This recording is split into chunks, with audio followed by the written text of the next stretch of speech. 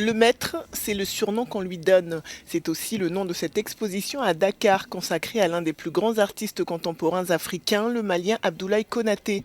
Depuis plus de 40 ans, il utilise des morceaux de tissu, principalement le basin, pour créer des paysages et des sculptures. Mais son art n'est pas seulement décoratif, il aborde à travers ses œuvres tous les thèmes qui agitent aujourd'hui l'Afrique, mais aussi le reste du monde. Dans l'ensemble des œuvres qui sont là, il y a deux grandes lignes. Il y a une première ligne qui est essentiellement esthétique sur le travail de la couleur et de la composition. La deuxième grande ligne, c'est sur les thèmes de société. Cette œuvre dont j'ai parlé, La peine de mort, et qui est en résonance avec cette salle.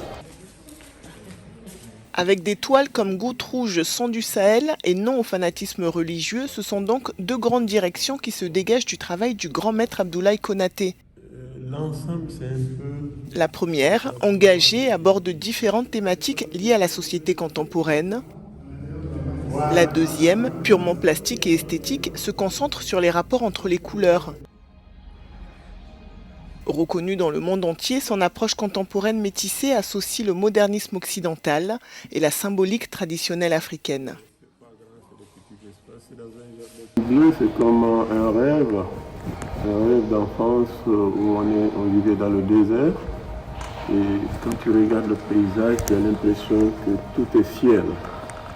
Et comme c'est dans des zones où il n'y a pas d'électricité, dans le désert, on a la lune, les clairs de lune, on a l'impression que c'est un nouveau monde.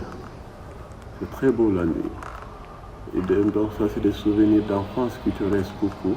Né en 1953 à Diré au Mali, Abdoulaye Konaté a été formé à l'Institut national des beaux-arts de Bamako, puis à l'Institut supérieur des arts de la Havane à Cuba.